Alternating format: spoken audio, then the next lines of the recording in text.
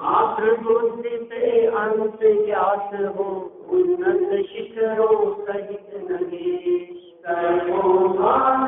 दुर्गम एवं दिशा शून्य नहीं सर्वाधिक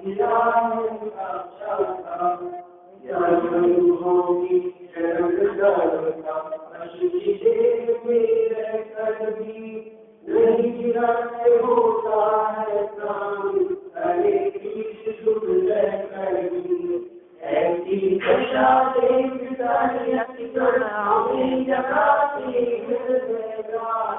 इस तन से अब हो विरत देखो ये शरीर ऐसा रहता है बार बार होगा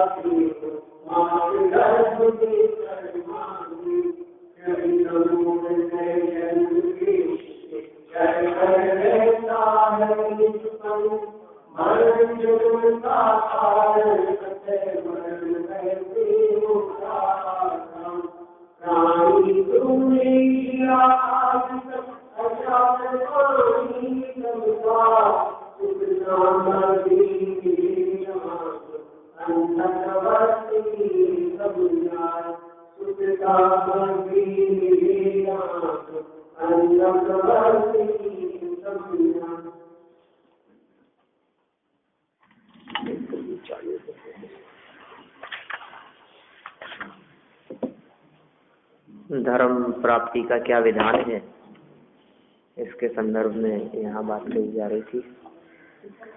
और कुछ एक उदाहरण इन्होंने यहाँ प्रस्तुत किया। अपना कुछ पूर्व में सुना हुआ तो नहीं लगता है। आचार्य देव इसके माध्यम से कोई बात विशेष कहना चाहते हैं।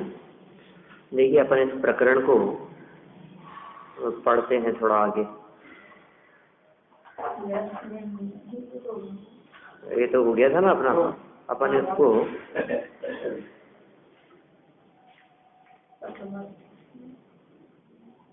आगे बढ़ते हैं। 96 नंबर का ये श्लोक है और 89 नंबर पेज है। अर्थ कल अपन ने इसका पढ़ लिया था। प्रथम अर्थ यहाँ से देखिए आप लोग। पर्वतों से युक्त कोई उत्कृष्ट प्रदेश था। घटना बतला रहे हैं कोई। पर्वतों से युक्त कोई उत्कृष्ट प्रदेश था। उस पर्वत पर इतने बड़े बड़े बाग थे कि जिनका अंत बुद्धि से ही जाना जा सके।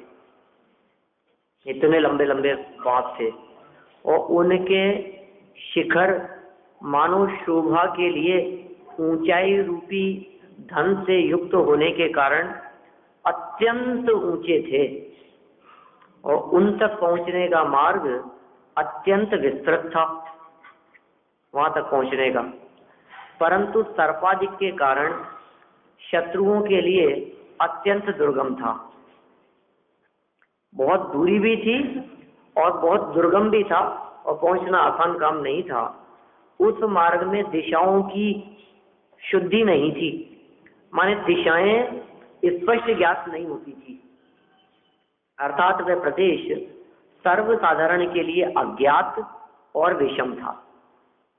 मतलब जनरल किसी आदमी, कोई व्यक्ति यदि वहां पहुंच जाए तो उसके लिए एक तो पता नहीं कि ये रास्ता कहाँ जाता है।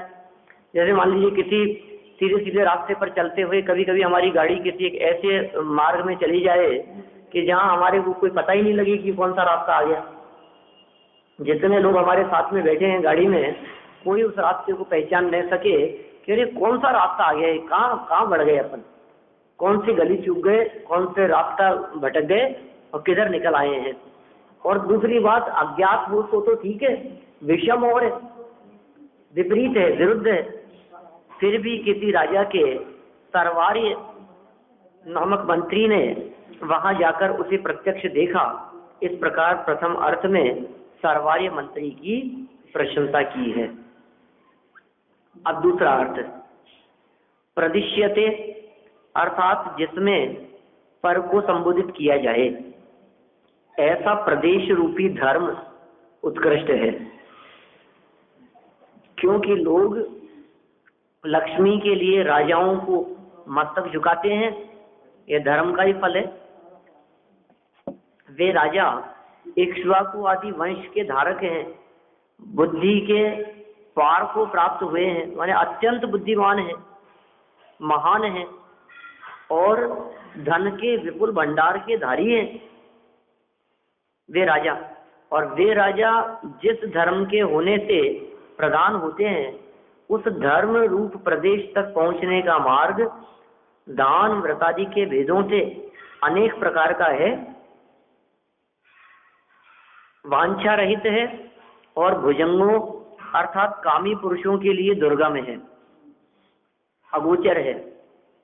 अरे सज्जन पुरुषों में प्रधान हम जैसे लोग भी धर्म का मार्ग बताने में असमर्थ हैं, अर्थात हमारी इतनी शक्ति नहीं है कि हम उसे प्रकट कर सकें।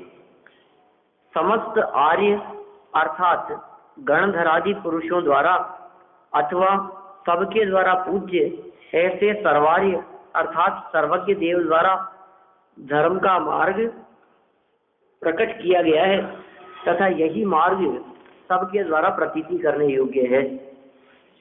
मैं कुल मिलाकर के पूरी बात में ये कहना चाह रहे हैं कि भाई राजा की जो महानता हुई थी, वो राजा की महानता का आधार धन था, धर्म था, है ना। धर्म से वो राजा महानता को प्राप्त हुआ था और जिस विधि से राजा ने वो महानता प्राप्त की थी, अब उसी विधि से सज्जन पुरुषों को भी महानता प्राप्त करने के लिए धर्म का ही मार्ग अपनाना चाहिए, क्योंकि धर्म का मार्ग अपनाए बिना ऐसे पूज्य पद की प्राप्ति नहीं हो सकती।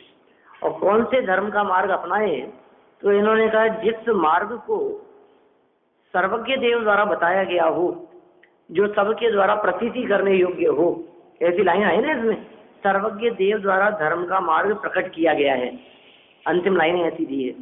और यही मार्ग सबके द्वारा प्रतीति करने योग्य है। और कैसा है ये मार्ग? है बहुत कठिन, आसान नहीं है। ऐसा थोड़ी ना, कभी धर्म को बहुत सरल कहते हैं और यहाँ धर्म के मार्ग को कठिन कह रहे हैं, जटिल कह रहे हैं। ये कह रहे हैं कामी पुरुषों के माध्यम से, पंचेंद्रिय विषय भोगों के में जो आसक्त रहने वाले ऐसे जगत जन दिखाई देते हैं, उन जगत जनों के माध्यम से यह आसानी से प्राप्त करने योग्य नहीं है, उन लोगों के लिए दुर्गम है। और जिन लोगों ने उन पंचेंद्रिय विषय भोगों का और उनका त्याग कर दिया है, उन लोगों के लिए सुगम है। तो इस तरह से ये दुर्गम मार्ग की यहाँ बात कही गई विषय भोगी जीवों के लिए। और कैसा मार्ग अपनाने की बात कही? जो मार्ग सत्पुरुषों द्वारा अपनाया गया है, गणधर आदि के द्वारा अपनाया गया है और सर्वज्ञ आदि के माध्यम से प्रकट किया गया है।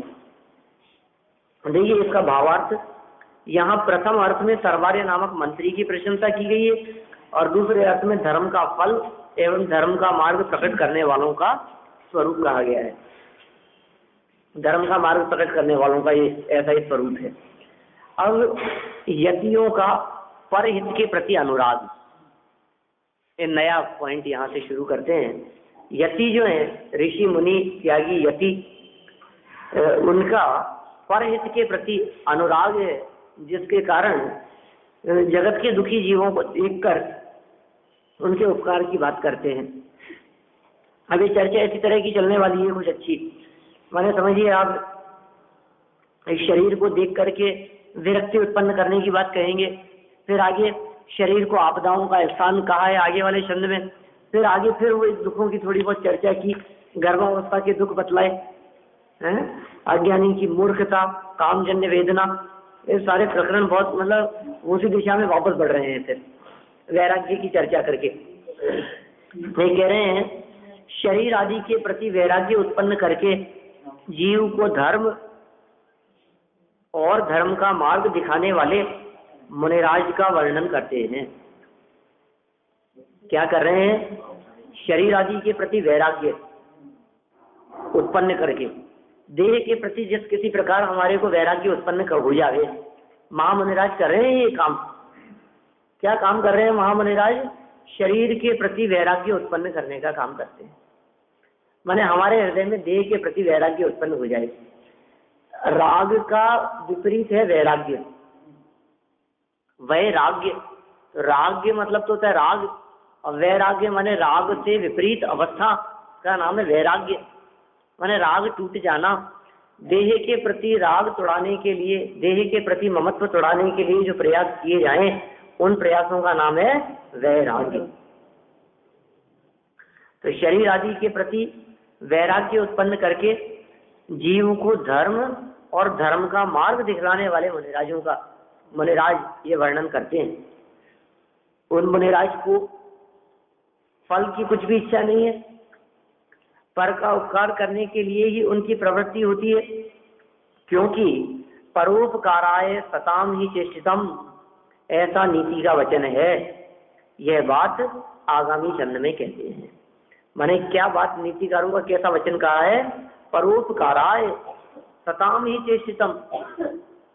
अर्थ ख्याल में आया क्या इसका? परोपकाराय चतुर्थी का प्रयोग किया है, परोपकार के लिए। परोपकाराय सताम, सज्जनों की, सज्जन पुरुषों की ही चेष्टितम, उनकी चेष्टाएं होती है। माने सज्जन पुरुषों की चेष्टाएं परोपकार के लिए ही होती है। नीतिकारों ने ऐसा कहा, कोई धर्म की बात नहीं है। सज्जन पुरुष परहित के लिए ही चेष्टा करते हैं। तो मुनिराज जैसे सज्जन पुरुषों की यदि कोई चेष्टा होगी, कोई प्रवृत्ति होगी, कोई उपदेश होगा, कोई लेखन आदि कार्य होंगे, तो किसके लिए होंगे? कि सहज ही ये बात है कि परोपकार के लिए होंगे। माने दिगंबर मुनिराजों के द्वारा कहे गए वचन परोपकार के लिए ही होते हैं। परोपकार है पुण्याय। तो देखिए ये बात आगे शिखरिणी छंद में कहते हैं।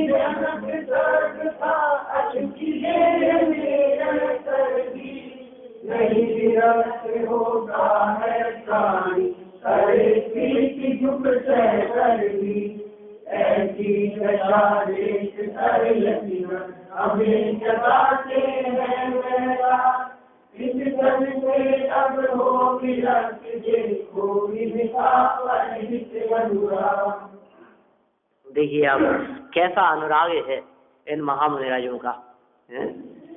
सर्व दुखों की जनक, सारे दुख जिससे उत्पन्न होते हों, जननी जनक उत्पन्न करने वाले, सारे दुखों को उत्पन्न करने वाले।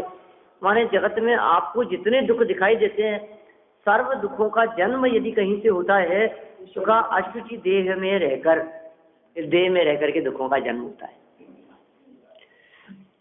आपको जितने प्रकार के दुख दिखाई देते हैं, आप लगा लीजिए उनकी चर्चा, उन दुखों की चर्चा करके देखो आप। आपको जितने प्रकार के दुख दिखते हैं, सभी दुखों के मूल में देह दिखाई देगी। यदि शरीर नहीं है तो कोई दुख नहीं। बीमार पड़ गए, परेशानी हो रही है, उठा बैठा नहीं जाता है, कभी दर्द हो रहे हैं, खाया नहीं जाता है, पचता नहीं है, दिखाई नहीं देता है, जो जो भी स्थिति बनती है वो जैसी भी, सब शरीर जन्य है सारी परिस्थितियां। और तो और आपके व्यापार रोजगार में होने वाली परेशानियां और कष्ट तकलीफें, उन सब के भी मूल में उनका भी जन्मदाता शरीर ही है। क्योंकि शरीर ही यदि नहीं हो, मान लीजिए, तो फिर किसके लिए तो कमाएगा और किसके लिए खर्च करेगा, किसके लिए इकट्ठा करेगा और किससे भोगेगा। माने सारी भोग सामग्री को इकट्ठा करने की बात, और इनको इकट्ठा करने के लिए करना अनीति अन्याय रूप कार्य, सब बातें देह के पीछे है, सारे गाजे बाजे शरीर के पीछे है जी। कुल मिलाकर के बात ये है, अब शरीर ही नहीं हो तो सब काम खत्म है, फिर क्या लेना देना है। शरीर ही बिगड़ गया, शरीर ही क्षीण हो गया, तो क्या तो करोगे पैसे का, और क्या होगा बिजनेस का, क्या दुकानदारी, और क्या, कुछ नहीं हो सकता शरीर के बिना। तो ये कह रहे हैं जितने दुख दिखाई देते हैं आपको, सर्व दुखों की जनक सर्व था, अशुचि देह में रह कर भी नहीं विरक्त होता है प्राणी, करे प्रीति दुख। कैसी बात कहते हैं यहाँ आचार्य देव। देखो हमें तो पढ़ करके आश्चर्य होता है, अपने आप होना चाहिए था।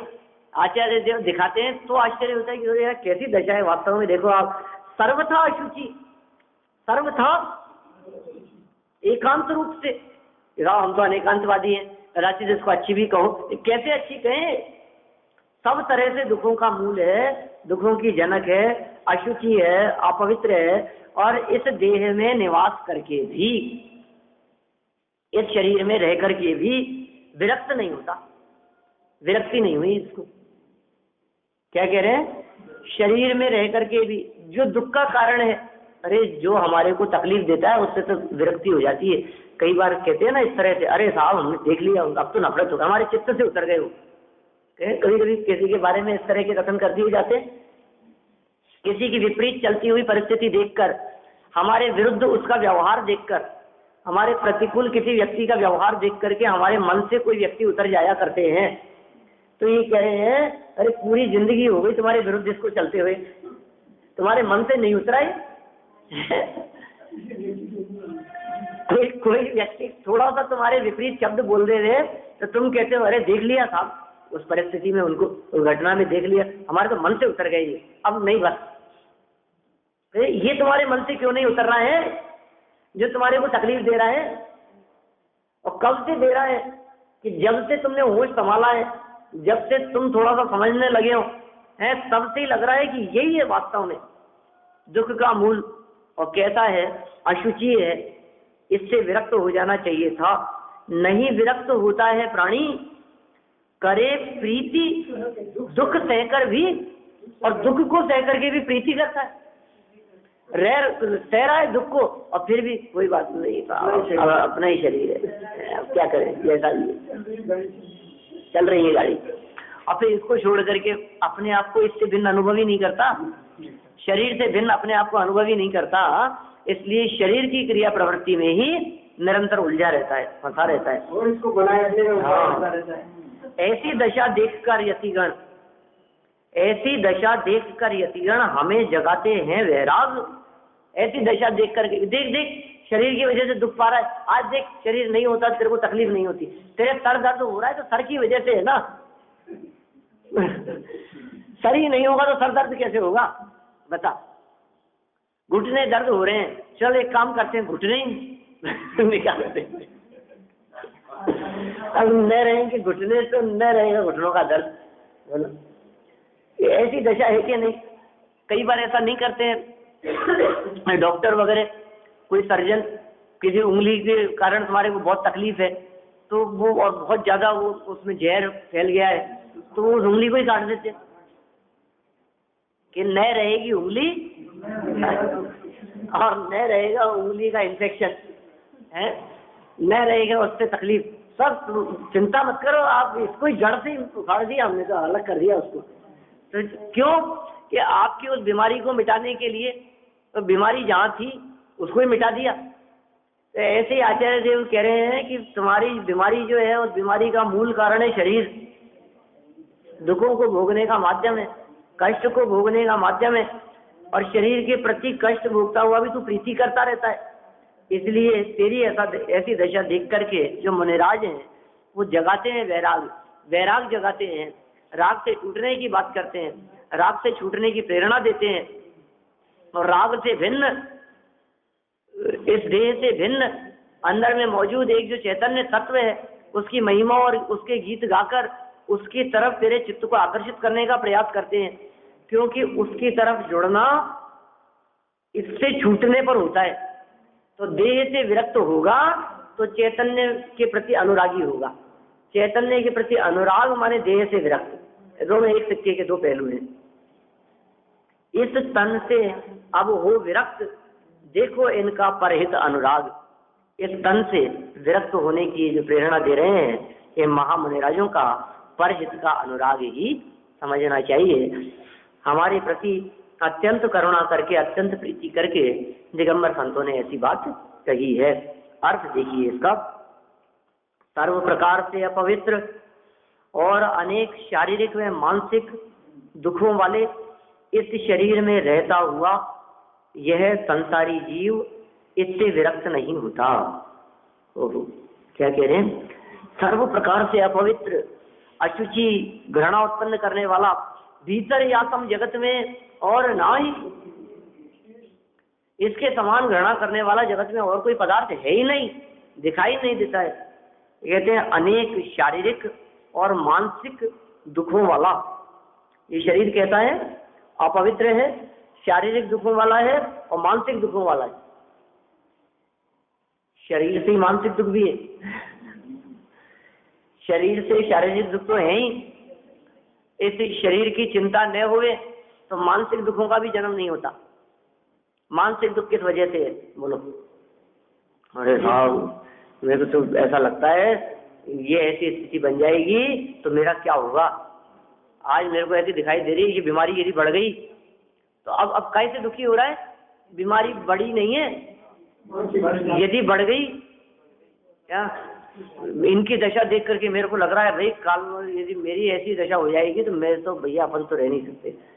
इसलिए अपने को तो पहले ही जागता रखने की बात करता है वो सब क्या है? मानसिक दुख है। किस वजह से है? बिगड़ नहीं जाए, तकलीफ आ नहीं जाए, संकट आ नहीं जाए, बीमार नहीं पड़ जाए, ठंड नहीं लग जाए, जुकाम नहीं लग जाए, बुखार नहीं हो जाए, तबीयत नहीं बिगड़ जाए, घुटनों में दर्द बढ़ नहीं जाए, इस डॉक्टर को क्यों दिखा लिया, अरे उनके पास क्यों चले गए, अरे इसका उपचार मत कराओ, अरे ये खाओ मत, क्यों? क्योंकि इससे बिगड़ नहीं जाए। बिगड़ने पर होने वाला दुख वो शारीरिक दुख, और बिगड़ नहीं जाए इसकी चिंता से होने वाला दुख वो मानसिक दुख।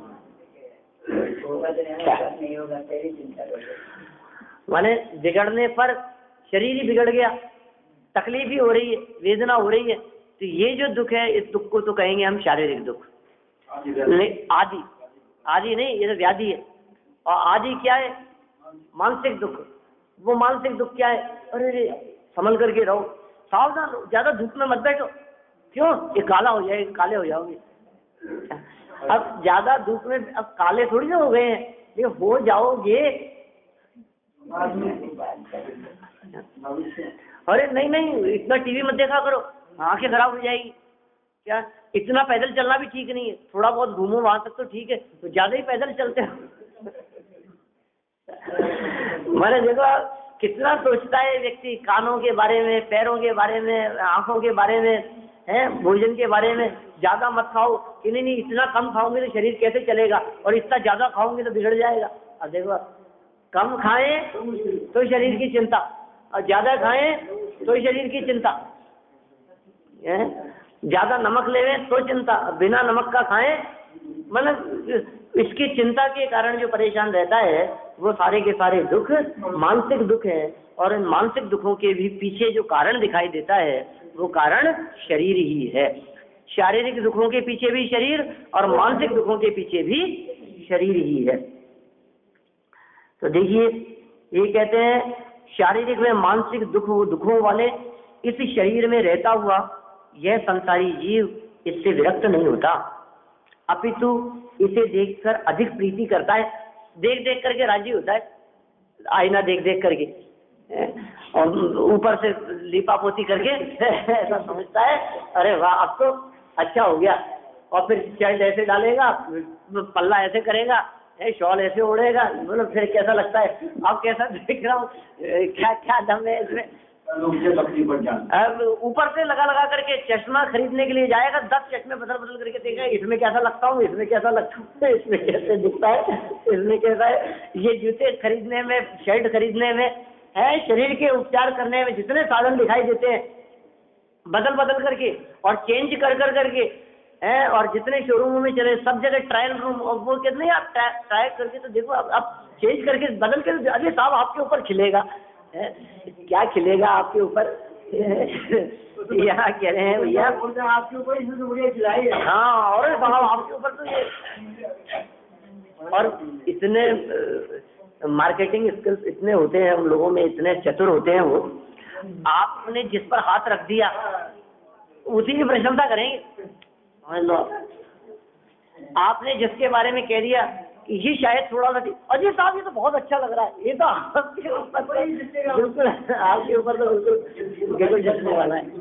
हाँ बिल्कुल, मतलब आप जिसकी, क्योंकि उनसे तो क्या करना है, उनको तो वो तो आपको माल बेचना है, आपको जो पसंद आए उसकी तारीफ करनी है, उनके लिए सब माल एक जैसा है, सभी बेचने के लिए बैठे हैं वो, तो भाई इसकी तारीफ क्यों कर रहे हैं, क्योंकि ये आपको थोड़ा अच्छा लगा इसलिए आपकी तारीफ कर रहे हैं, और ये देख देख करके राजी होता रहता है, दुख भोग रहा है लेकिन फिर भी देख देख करके राजी हो रहा है।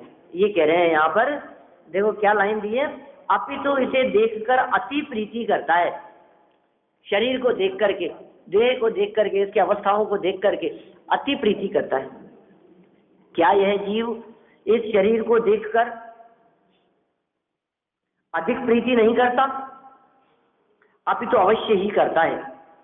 यह काकाख्यान अर्थात मिथ्या गुरुओं द्वारा दिया गया मिथ्या उपदेश है,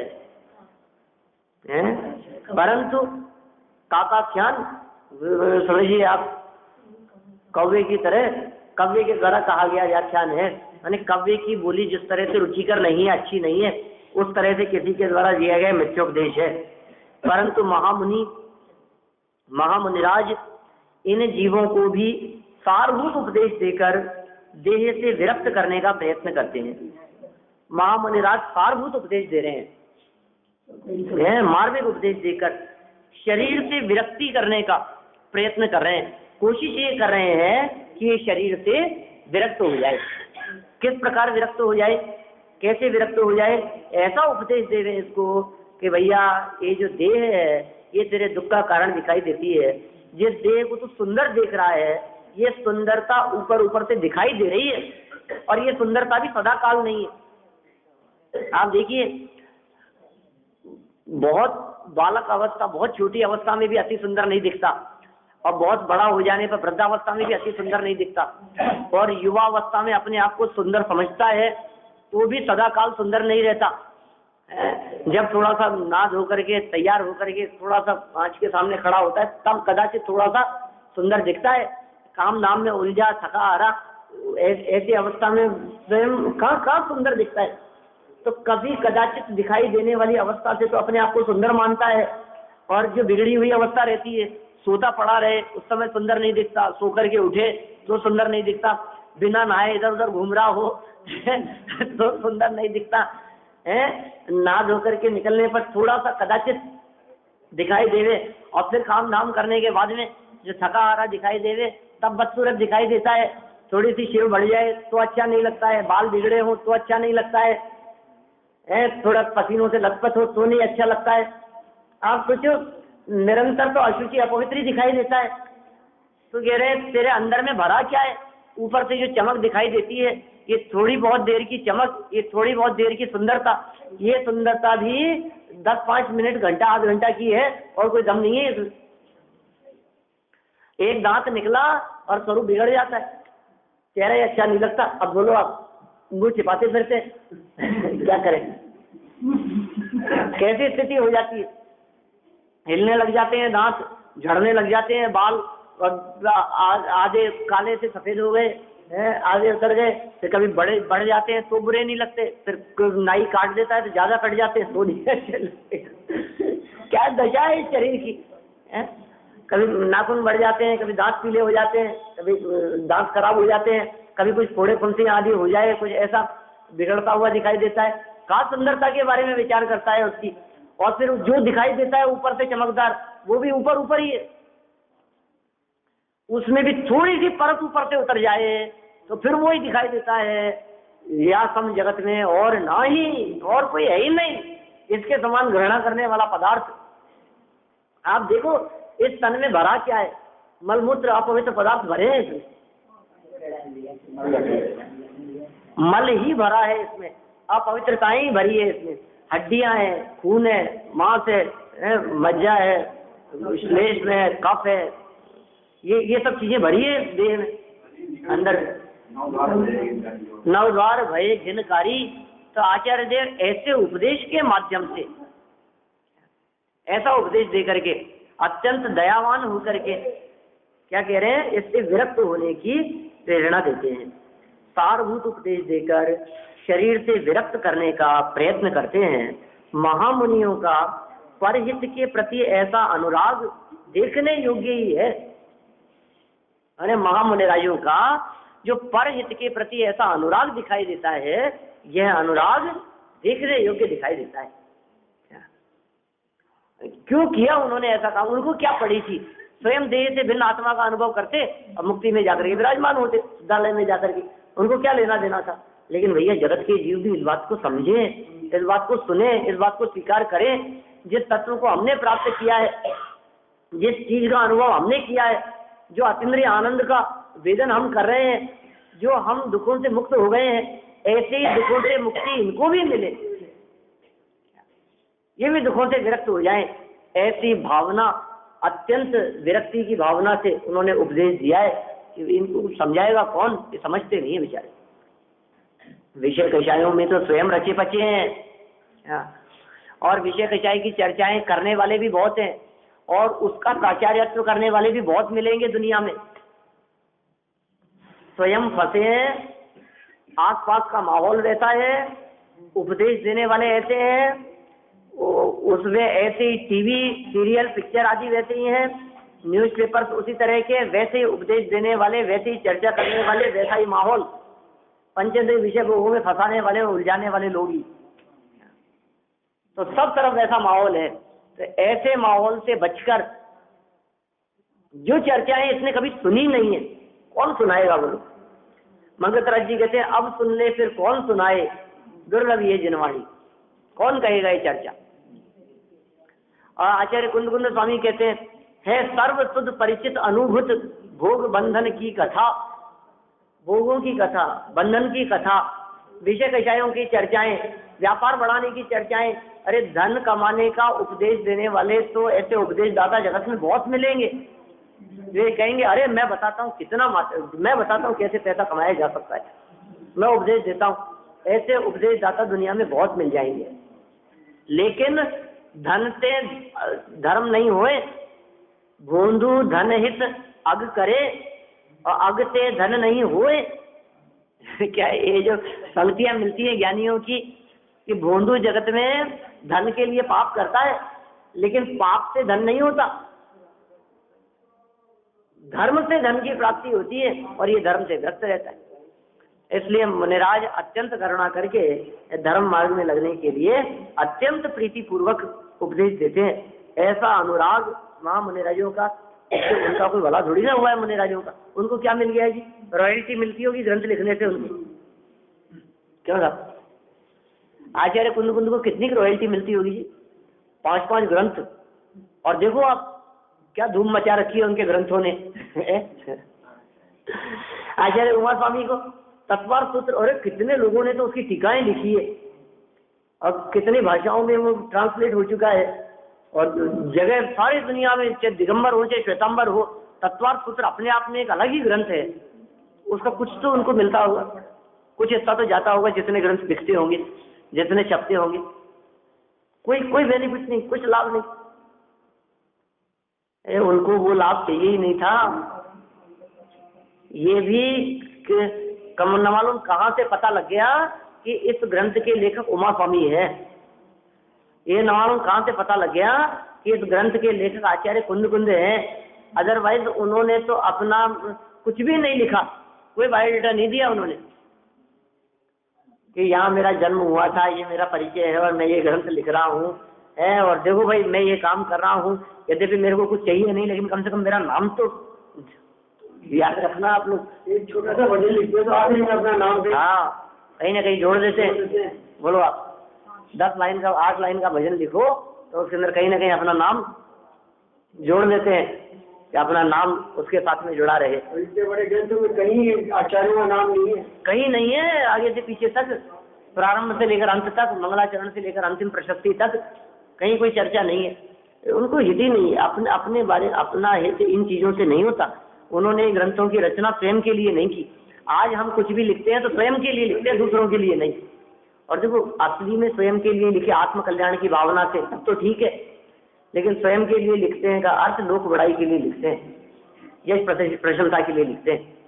ऐसी किताब लिखूं कि लोग याद करें, अरे साहब अरे ये किताबें इनकी लिखी हुई है, अपने उस नाम के लिए हो रहा है सारा झमेला। यहाँ ये कह रहे हैं उनको अपने उस हित की तो कोई वांछा नहीं थी, इच्छा नहीं थी, और जगत के जीवों को देखा और उन्हें दुखी देखा तो कहा अब हम स्वयं तो जा करके किसको समझा सकते हैं, हम ये बातें लिख देते हैं, उसकी प्रतिलिपियां हो जाएगी। तो जितने लोग आगे कालांतर में भी इस तत्व का और इस आत्म विद्या को प्राप्त करने के इच्छुक होंगे, उन्हें उस विद्या की प्राप्ति होगी, उनका भला हो जाएगा, वो इस आत्म कल्याण के मार्ग में लग जाएंगे, तो उनका भी जीवन सुधर जाएगा। दिगंबर संत ही नहीं, तीर्थंकर परमात्माओं के माध्यम से भी दिया गया उपदेश, वो सारा का सारा उपदेश किस लिए है? परोपकार की भावना से। अरे परोपकार की भावना के फलस्वरूप तीर्थंकर प्रकृति बांधी थी, जो वर्तमान में उदय में आ रही है, और जिसके फलस्वरूप वर्तमान में ये दशा दिखाई दे रही है। तो ये कह दिया इन्होंने कि हम जितना उपदेश दे रहे हैं, अब आगे जो उपदेश दिया जाने वाला है, आगामी क्षण में भी जो उपदेश देंगे, वो इस शरीर को आपदाओं का स्थान बता करके ही उपदेश देंगे। अब आचार्य देव ने कौन सा बात कहना चाह रहे हैं कि हमारा उद्देश्य ये है कि आप तन से विरक्त हो जाए। ये तन दुखों की खान है, तन रोगों की खान है, दुखों की खान है, दुख का आधार है। इसलिए तन से आपकी तन्मयता टूट जावे, इसके लिए हम आगे चर्चा करने वाले हैं। यही बात इन्होंने आगे बतलाई है। अर्थ में यही चर्चा की है, भावार्थ में यही चर्चा की है, आगामी छंदों में भी एक आध छंदों में इसी प्रकार की चर्चा की है। अपन इस प्रकरण को अवसर मिलेगा तो कल अपन चलाएंगे, नहीं तो फिर कल कोई और आकर के चलाएगा। अभी कुछ नक्की नहीं है, हो सकता है मैं अजमेर चला जाऊं, और हो सकता है नहीं भी जाऊं, नहीं जाऊंगा तो आ जाऊंगा, और चला जाऊंगा तो फिर कोई और आएगा। विवेक को जगत में